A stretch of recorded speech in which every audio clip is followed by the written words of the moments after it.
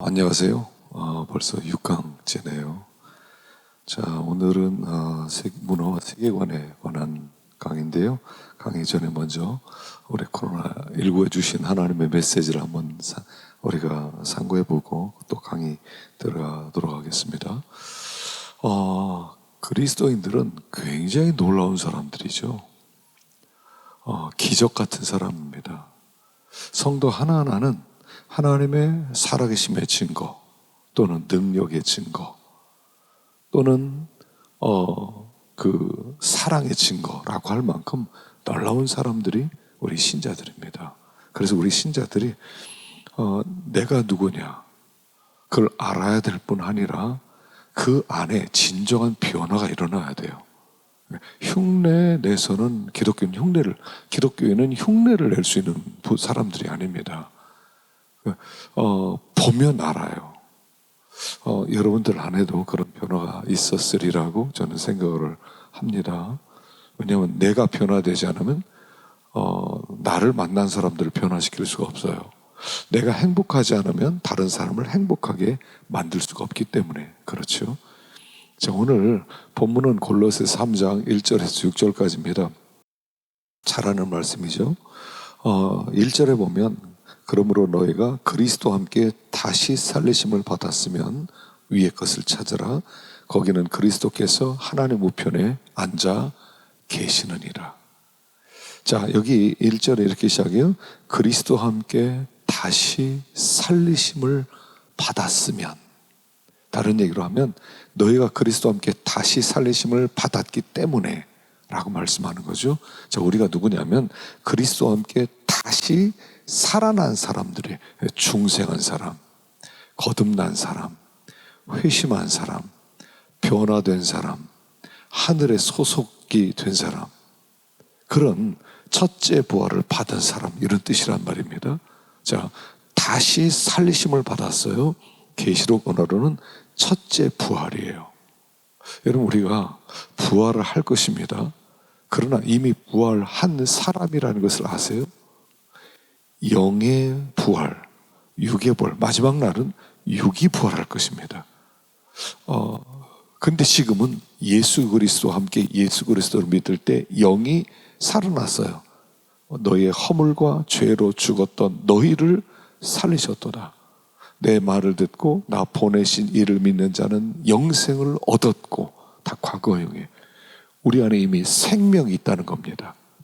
우리는 이미 거듭난 사람이고 중생한 사람이고 첫째 부활을 받은 불멸의 존재가 되었다는 뜻입니다. 우리 죽지 않아요. 육신은 죽어가고요. 또 누군가에 의해서도 죽임을 당할 수 있지만 영은 살아나는데 불멸의 존재가 되었다는 거예요. 그게 다시 살리심을 받았으면 이란 뜻이죠. 그래서 불멸의 존재가 되어서, 어떻게 불멸의 존재가 되었냐면 하나님을 아버지라 부를 수 있는 관계가 회복된 것이죠. 관계가 회복되어서 하나님을 아버지라고 부를 수 있게 된 것이 바로 우리가 거듭났다 하는 그런 증거다 하는 것입니다.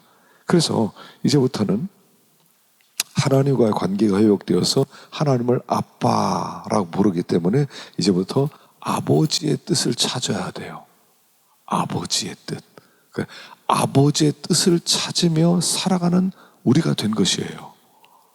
그래서 이제부터는 우리가 다시 살리심을 받았고 첫째 부활을 받았고 죽지 않은 불멸의 존재가 되었기 때문에 놀라운 축복의 사람이 되었어요. 우리는 이해할 수 없는, 나도 나를 이해할 수 없는 그런 기적의 사람이 되었다 하는 그런 뜻이지요. 굉장히 기가 막힌 그런 존재가 되었습니다. 그래서 이제부터 우리는 아버지와의 관계가 회복되어서 아버지를 하나님을 아버지라. 그래서 항상 우리는 아버지의 뜻을 물어보는 거예요. 아버지의 뜻이 무엇입니까? 아버지 무엇을 원하십니까? 그래서 우리는 두 가지 생명이 있죠. 비오스라는 육신의 생명이 있어요. 조에라고 하는 영적인 생명이 있죠. 비오스는 죽어가요. 또 조에는 점점 더 생명력으로 충만해져요. 그러니까 조에적 삶이 있고 비오스적 삶이 있어요. 비오스는 육신의 생명이에요. 우린 세상에서 먹고 살아야 돼요. 이 육신이 살아있는 동안 육신은 먹여줘야 돼요. 그 육신을 위한 삶, 비오스적 삶을 우리는 생존이라고 하는 거예요. 생존을 위해서 일도 할 수도 있고요. 생존을 위해서 우리는 병원에 갈 수도 있고 생존을 위해서 할 수 있어요. 근데 생존을 위해 사는 사람은 항상 뭐가 있냐면 걱정과 두려움이 있어요. 그러나 조회, 생명, 하나님이 주신 생명을 누리는 삶에는 항상 기쁨이 있는 거예요. 그래서 신자의 삶은 기쁨이 있는 거예요. 우리는 생존을 위해서 사는 것이 아니라 생명을 누리며 사는 거죠. 아버지와 연결되어서 아버지가 나의 앞길을 인도해 주시고 아버지가 나를 책임져 주시고 아버지가 나와 함께 하신다. 그게 첫째 부활을 받은 사람의 삶이다 하는 것이에요. 그래서 이 첫째 부활을 받은 사람은 두 가지를 해야 됩니다. 오늘 본문에 두 가지를 얘기합니다. 뭐냐면 첫째는 위의 것을 찾으라 라는 말씀이에요. 위의 것을 찾으라. 자, 한번 읽어보십시다. 계속해서 시작. 위의 것을 찾아라. 거기는 그리스도께서 하나님 우편에 앉아 계시느니라. 위의 것을 생각하고 땅의 것을 생각하지 마라. 자, 첫째는 위의 것을 찾아야 돼요. 자, 위의 것을 찾으라는 것은 뭐냐면 영어로는 눈을 고정시켜라 이렇게 나오죠. 너의 마음을 하늘에 고정시켜라. 너의 마음을 위의 것에 위에 있는 것에 위에 있는 것과 조율해라 이렇게 해석을 할 수가 있어요. 그러니까 위의 것을 찾은 다음에 우리가 할 일이 있는데 그것은 뭐냐면 우리는 이제부터 악기라는 거예요. 그분이 나를 통해 나타나는 악기. 여러분, 악기는 뭐냐면 악기를 연주하는 사람의 영광을 위한 도구죠. 우리 이제부터 하나님의 도구가 되었어요. 그래서 성전, 하나님이 내 안에 거하시고 그분이 나타나는 삶. 그래서 그분이 부활하신 주분이 나를 통해 나타나는 삶. 그게 조율되어지는 거죠. 그래서 그분이 나를 통해 나타나서 그분의 영광을 위한 도구가 되는 거예요. 그렇게 되려면 위의 것을 찾아라. 하나님과 눈을 맞춰라. 이런 뜻이에요. 그래서 우리가 땅의 것을 생각하지 말고 자꾸 위의 것을 찾아야 돼요. 다시 살리심 받기 전에는 우리는 생존을 위해 살았지만 이제부터 생명을 누리며 사는데 그 생명을 누림으로 말미암아 그의 영광이 나타난다 하는 겁니다. 우리는 한때 그 송충이처럼 살았어요. 솔잎 먹고 살았어요. 솔잎 없이는 못 살았어요. 그러다 번데기가 되어서 고치가 되어서 번데기가 다시 호랑나비가 되었어요. 그 호랑나비가 된다면 그때부터 그는 그 솔잎을 먹고 살 수가 없어요. 그때부터 그의 삶에는 이제 꿀을 먹고 사는 거죠. 우리의 양식은 솔잎이 아니라 꿀이라는 거예요. 우리의 양식은 땅의 양식이 아니라 하늘의 양식이라는 거예요. 우리는 그렇게 변화된 사람이다 하는 겁니다. 그래서 매일매일 위의 것을 찾아야 돼요. 눈을 위로 돌려야 돼요. 그분과 조율을 해야 돼요. 악기는요, 오케스트라 보면 시작 전부터 굉장히 악기를 조율합니다. 바이올린, 비올라, 첼로 다 이 조율을 해요. 조율을 하지 않으면 제대로 된 소리가 나오지 않죠. 아주 불협화음이 나와요. 듣기가 싫어요.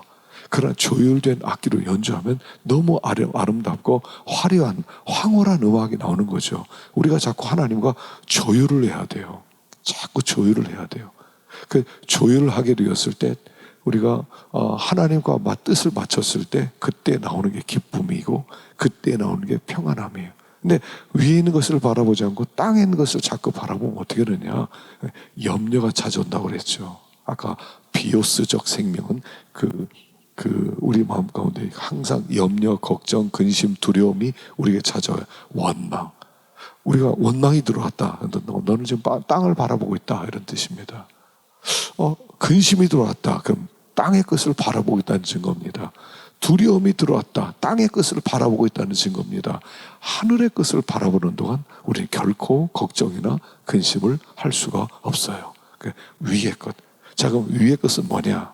첫째는 예수 그리스도가 위의 것이죠. 예수 그리스도를 찾는 거예요. 예수님과 눈 맞춤의 삶. 스데반이 예수님과 눈을 맞추는 삶을 살았죠. 그래서 마지막 날도요, 돌에 맞아 죽어가면서 고개를 들어 하늘을 보니까, 위를 보니까 하늘이 열리고 예수 그리스도께서 보좌 우편에 서신 것을 바라봤어요. 이게 눈 맞춤이에요. 우리가 자꾸 주님과 눈을 맞춰야 돼요. 주님을 바라봐야 돼요. 땅을 바라보기 때문에 우리가 맨날 염려하고 걱정하는 거예요. 위를 바라봐야 돼요. 주님을 바라봐야 돼요. 주님과 눈을 맞춰야 돼요. 주님의 뜻을 알아야 돼요. 주님의 그 평안한 얼굴을 바라야 돼요. 주님의 권세 있는 얼굴을 바라봐야 돼요. 주님의 권세 있는 얼굴을 바라보면 우리 마음 가운데 평안함이 찾아와요. 그래서 예수를 구하는 거예요. 하나님 보좌 우편에 계신 예수 그리스도, 왕적 권세를 가지고 하늘과 땅의 권세를 가지신 예수 그리스도, 왕의 왕이 되신 예수 그리스도, 그의 얼굴을 바라봐야 돼요. 그 첫째는 자꾸 예수를 구하는 겁니다. 예수님을 자꾸 바라보고, 예수님의 십자가를 바라보고, 예수님을 더 의지하고. 그 우리는 다른 거 하는 게 아닙니다. 위의 것을 찾는 것은 주님을 자꾸 묵상하는 거예요. 다윗은 하루 7번씩 묵상했다고 그랬죠. 7번씩. 자기 눈이 자꾸 세상을 향하니까. 그래서 위의 것을 바라보고, 첫째는 예수 그리스도를 구하는 거예요. 다른 걸 구하지 않아야 돼요. 예수 그리스도를 구해야 돼요. 두 번째는 성령님을 구해야 돼요.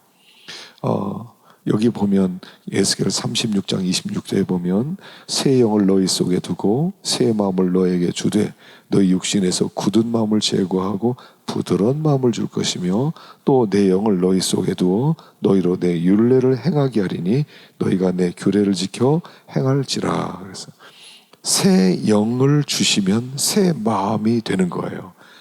자, 우리가 두 번째 구해야 될 것은 성령님을 구해야 됩니다. 성령님. 하나님의 성령님을 정말로 구해야 돼요. 성령님을 이렇게 좀 그냥 기도하는 게, 형식적으로 기도하는 게 아니라 정말 성령님을 구하는 거예요. 나는 정말 성령님을 구합니다. 성령님이 정말 있어야 내가 살 수 있겠습니다. 정말 성령님을 구합니다. 그럼 성령은 오셔서 마음을 새롭게 하는데 어떻게 새롭게 하냐면 굳은 마음을 제거시켜 주세요. 마음의 강팍한 마음, 편견, 미움, 상처, 오해, 이런 것들을 하나님이 제거시켜 주세요. 그리고 부드러운 마음을 주세요. 그리고 그 부드러운 마음이 있을 때만 비로소 우리는 사랑할 수가 있어요. 여러분, 사랑하는 사람은요 굉장히 부드러워집니다. 마음이 연해요. 사랑하는 사람은요 악을 행하지 못합니다. 사랑에 빠진 사람은 마음이 항상 부드러워요. 통계적으로 보고는 없지만 제가 볼 때 사랑에 빠진 사람과 사랑에 빠지지 않은 사람이 어떤 공문을 할 때 그 사람을 대하는 사람들이 달라질 것입니다. 사랑이 시작되려면 부드러운 마음이 돼야 되고요. 부드러운 마음은 성령님이 오셔야 돼요. 성령님. 오늘 우리의 문제는 성령님이 안 계신다는 거예요. 오늘 우리의 문제는 성령의 충만함을 받지 못한다는 거예요. 다 지식으로 하려고 그래요. 머리로 하려고 그래요. 이론으로 하려고 그래요. 그러니까 안 되는 거죠. 고통스럽습니다. 그래서 여기 성령님을 자꾸 구할 때 우리는 성령님에 의해서 순종할 수 있고 성령님에 의해서 사랑할 수 있고 성령님에 의해서 용서할 수 있고 다 성령님으로 말미암아 할 수 있는 거예요. 성령을 구하십시오. 그분은 위의 것입니다. 예수님은 하나님 보좌 우편에서 하나님으로부터 성령을 받아서 우리에게 나눠주는 필리오 꾸베 배우셨나요? 필리오 꾸베, 아들로부터 성령이 임한다는 거죠. 하나님으로부터 성령으로부터, 아니 성자 예수로부터 성령이 우리에게 임한다. 예수 그리스도에게 성령을 구하라는 거예요. 위의 것을 찾아라. 예수님을 찾고 그래서 지존자의 은밀한 곳에 거하고 또 전능자의 그늘에 사는 자여, 시편 91편이죠. 전능자의, 지존자의 은밀한 곳, 또 전능자의 그늘. 이게 무슨 뜻이냐면 지존자는 은밀한 곳에 계시고 전능자는 그늘에 계신 것처럼 안 보인다는 거예요. 숨어 계신 분이라는 거예요. 우리 하나님은 숨바꼭질을 좋아하세요. 찾으라는 거예요. 하나님, 나 은밀한 곳에 있다, 나 그늘에 있다, 나 찾아봐라. 그래서 그냥 대충 눈으로 둘러보고 안 계시네요? 없어요. 그런 사람은 만날 수가 없어요. 그러나 은밀한 곳으로 들어가야 돼요. 그늘로 찾아 들어가야 돼요.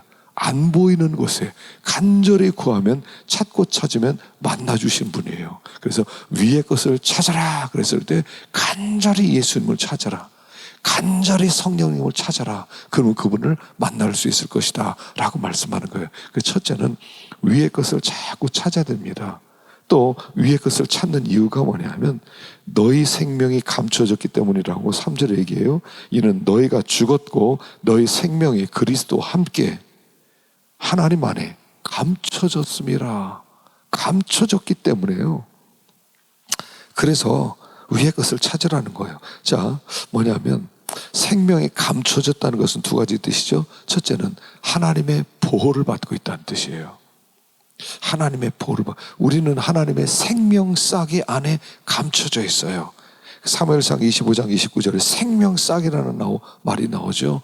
사람이 일어나서 내 주를 쫓아 내 주의 생명을 찾을지라도 내 주의 생명, 내 주 하나님의 여호와 함께 생명싸개 속에 쌓였을 것이요. 아비가일이 다윗을 보면서, 다윗은 아주 도망자 신세고요. 다윗은 이렇게 왕에 의해서 버림을 받아서 죄인 취급을 받고 있는데, 아비가일은 당신은 하나님의 생명싸개 속에 쌓여서 아무도 건드리지 못합니다 라고 고백하는 거죠. 우리의 생명이요, 하나님의 생명싸개 속에 감춰졌다는 겁니다. 우리가 이것을 알았으면 좋겠어요. 아무도 못 건드려요. 또 한 가지 감춰졌다는 뜻은 뭐냐면 우리에게 주실 복은 감춰졌다는 거예요. 사람들 눈에 엄청난 복을 받은 사람인데 감춰져 있어요. 복 받지 못한 사람처럼 여김을 받아요. 겉으로 볼 때는 너무 우리는 평범해요. 너무 우리는 그 사람들에서 무시를 당할 수 있어요. 그러나 사실 우리는 해를 입은 여자와 같이 눈 뜨고 볼 수 없는 놀라운 복을 이미 받은 사람인데 숨겨져 있다는 거예요. 마지막 날 우리가 어떤 존재인가 나타나게 될 것입니다. 그래서 땅의 것 찾지 말고 위의 것 찾아라 라고 말씀하는 것입니다. 두 번째는, 해야 될 일 두 번째는 땅에 있는 지체를 죽이라는 거죠. 음란, 부정, 사욕, 악한 정욕, 탐심, 이런 것들을 죽이라는 거예요. 자, 신앙생활은 뭐냐면 이제부터 땅에 있는 지체를 죽이라는 건데, 땅에 있는 지체는 뭐냐면 죄죠, 죄. 우리가 이제 이 죄 죽이기를 해야 됩니다. 존 오웬이 쓴 그 죄 죽이기라는 책이 있죠. 죄 죽이기. 그거를 이제 김남준 목사님의 죄와 은혜의 지배라고 하는 그런 또 그 자기 소화된 말로 좀 바꿨습니다만, 이 죄가 우리 속에서 어떤 일을 하고 있느냐 하는 것입니다. 죄가 우리 속에서 은혜를 죽이고 우리 속에 하나님을 사랑하는 마음을 죽이고, 그러니까 우리가 반드시 죄 죽이기를 해야 된다는 거예요. 죄 죽이기를 해야 우리 안에 주님이 교하시고 은혜 충만한 삶을 드러낼 수가 있다는 것이죠.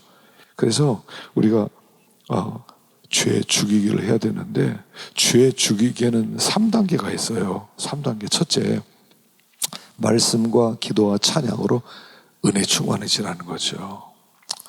첫째는 은혜로 충만해져야 돼요. 은혜 충만해져야 돼요. 우리가 이제 우리 사역자로서 여러분 준비하지만 정말 충만한 삶을 살아야 돼요. 기도 시간 공부한다고 놓치면 안 돼요. 새벽 기도 놓치지 마세요. 공부보다 더 중요한 게 기도하는 거예요. 말씀 묵상하는 거 과제물 많다고 해도요, 놓치지 말고 말씀 묵상하세요. 시간 날 때마다 성경 들여다보세요. 찬양하세요. 시간 나는 대로 찬양하세요. 제가 아는 저희 동기 목사님은 선교사로 있는데 아침에 큐티를 하는데 찬송 7장 부르고 큐티를 시작한대요. 맥체인 성경 읽기로 이렇게 그 큐티를 시작한답니다. 7장이요. 여러분 한 7장 매일 해보세요. 찬양 부르면서 은혜가 돼요. 감동이 돼요. 마음이 부드러워져요. 성령이 임해요. 그러니까 찬양을 통해서도 우리는 은혜를 많이 받아요. 항상 은혜 충만해야 돼요. 왜냐하면 죄는 내 힘으로 이기는 게 아니에요. 은혜 힘으로 이기는 거예요. 나는 죄를 이길 수 있는 힘이 없어요. 죄란 굉장히 강력한 힘을 갖고 있거든요. 죄는 내 힘으로 이기는 게 아니에요. 성령의 권능으로, 은혜의 힘으로 죄를 이기는 거지 내 힘으로는 어림도 없어요. 그래서 항상 은혜 충만해야 돼요. 두 번째, 기도로 죄와 전투하는 법을 훈련하십시오. 죄와 싸는 법을 훈련해야 돼요. 기도 시간은 뭐하냐면 죄 죽이는 시간이에요. 우리 속에 숨겨놓은 마귀의 진지들을 무너뜨리는 게 기도예요. 말씀을 들으면 말씀을 묵상을 하는 가운데 말씀으로 우리 속에 있는 죄를 드러내고 숨기는 거예요. 숨기는 것을 죽이는 거예요. 그래서 죄 죽이기를 해야 돼요. 여러분, 등나무 아시죠? 등나무. 여러분, 등나무 뿌리 보셨어요? 등나무 뿌리. 등나무 뿌리는요, 땅속에 어마어마하게 깊이 묻혀져 있어요. 한두 개가 아니에요. 사방팔방으로 막 뻗어 있어서 이거는 죽이기 어려워요. 그러니까 죽여지지가 않아요. 죄가 그러하단 말입니다. 그래서 기도하면서 죄와 전투하는 법을 훈련하셔야 돼요. 기도로 죄를 죽이는 훈련을 해야 돼요. 내 속에는 죄를 공격해서 내 속에는 죄의 힘을 빼는 법을 훈련하고 마귀의 진죄를 무너뜨리는 기도를 해야 돼요. 여러분, 기도는 뭔가 구하는 게 아니라 죄 무너뜨리는 겁니다. 내 마음 가운데 죄를 공격해서 죄를 무너뜨리셔야 돼요. 죄를 무너뜨리는 훈련을 통해서 그때 내가 더 강해지는 거예요. 영권은 어디서 오냐면 죄를 이길 때 오는 게 영권이에요. 죄를 이기면 힘이 강해지고 죄에게 지면 힘이 약해져요. 그래서 여러분, 영권 있는 메시지, 영권 있는 목회자들이면 죄 죽이는 훈련을 하세요. 두 번째는 기도할 때는요, 내 속에 죄가 있다, 음란이 있다. 여러분, 혹시 우리 전도사님들 중에 이게 그 음란 동영상 보는 분들 있어요? 아마 있을 수 있어요. 이기셔야 돼요. 그거 이기지 못하면 영권이 약해져요. 기도로 이기셔야 돼요. 세 번째, 죄의 공격이 있거든요. 죄의 공격을 파악해서 죄가 마음에 착상되지 않게 해야 돼요. 여러분이 착상이란 단어는 남녀가 이렇게 성관계를 했을 때 그때 이게 그 자궁에 붙는 거거든요. 수정된 난자가 그 자궁에 붙는 거예요. 그게 이제 아이가 되는 거죠. 근데 죄도 똑같아요. 우리 마음을 노려요. 죄가 우리 마음 가운데 착상되어서 자라나려고 그래요. 죄가 착상되면 죽는 거예요. 그래서 죄가 착상되지 않도록 죄 죽이기를 해야 되고요. 죄가 처음에 죄에 대한 생각이 들어와요. 공상이 들어오고 또 생각이 들어올 때 그때 죄를 빨리 공격을 해야 돼. 네가 어디 들어오느냐? 들어오지 마라 하고 초장에 그냥 박살을 내버려야 돼요. 음란한 마음이 들어오면 박살을 내야 돼요. 교만한 마음이 들어오면 박살을 내버려야 돼. 죄가 감히 어디를 들어오느냐? 이게 실질적인 삶 속에서 일어나는 죄 죽이기 3단계예요. 자, 그러면 우리가 죄 죽이기를 귀찮아하고 안 하면 어떻게 되냐? 죄가 우리를 죽여요. 근데 우리를 죽일 때 뭐를 죽이냐면 죄가 기도를 죽여요. 존 오웬이 했던 얘기예요. 존 오웬이 우리가 죄 죽이기를 해야 되는데 죄 죽이기를 안 하면 죄가 기도 죽이기를 할 것이다. 기도 죽이기를 하면 성도는 죽는 거예요. 우리 기도로 살아가는 사람이에요. 근데 기도를 우리가 죄 죽이기를 안 하면 그 죄가 우리의 기도를 죽여서 기도 생활 없는 나이롱 신자, 껍데기 신자를 만든다는 거죠. 그래서 4가지 단계가 있어요. 첫째는 기도할 마음을 서서히 제거시키는 거예요. 서서히 제거시켜요. 신자는 항상 기도할 마음이 있어야 돼요. 항상 준비돼야 돼요. 여러분, 대표 기도요, 언제든 시키면 한 1분 내에 1분만 시간 주십시오. 딱 묵상하고 네, 할 수 있습니다. 이렇게 돼야 돼요. 언제든지. 근데 그 기도할 준비가 안 돼 있어요. 대표 기도, 제가 어떻게 하나 준비도 안 됐는데, 그게 죄의 종이 되었다는 증거예요. 기도할 마음을 서서히 제거해요. 두 번째, 기도를 실증내게 하는 거예요. 실증낸다는 건 뭐냐면 기도에 마귀에게 눌려 있어요. 죄에게 눌려 있어요. 그래서 기도하자 그러면 싫어요. 마음 가운데 하기 싫은데 아까운데. 그래서 아가서에 있는 말씀이죠. 5장 1절 내가 잘지라도 마음을 깨었는데 나의 사랑하는 자의 소리가 들리는구나. 문을 두드리기를 나의 누이 나의 사랑 나의 비둘기 나의 완전한 자의 문 열어다오. 내 머리에는 이슬이 내 머리털에는 밤이슬이 가득했다. 주님이 찾아왔어요. 매일 교제했어요. 근데 언제부턴가 싫어요. 귀찮아. 오늘 또 왔어? 또 만나야 돼? 귀찮은데. 자고 싶은데. 피곤한데. 이게 죄의 공격이라는 거예요. 세 번째, 모양만 남고 능력은 상실해요. 모양만. 거미줄에 걸린 파리는 속이 비어 있어요. 신자가 속이 비어 있어요. 사역자도 속이 비어 있어요. 왜요? 죄 죽이기를 안 해서. 죄에게 기도 죽임을 당하고 있어요. 마지막 네 번째는 기도의 효력을 무시하고 기도의 의무를 상실하게 만들어요. 기도는 명령이에요. 명령이어야 돼요. 그런데 그 명령을 우리가 소홀히 여겨요. 안 해도 돼. 기도 하나만 해도 응답도 없었거든. 이게 심겨졌다는 거예요. 죄가 기도 주기에 성공했어요. 그럼 끝난 거예요. 믿는 사람 아니에요. 우리는 첫째 부활을 받은 자로 살아간 자의 삶을 살아가지 못한다는 거죠. 두 가지 기억하세요. 위의 것을 찾으십시오. 그리고 두 번째는 죄를 죽이십시오. 더 강해질 것입니다.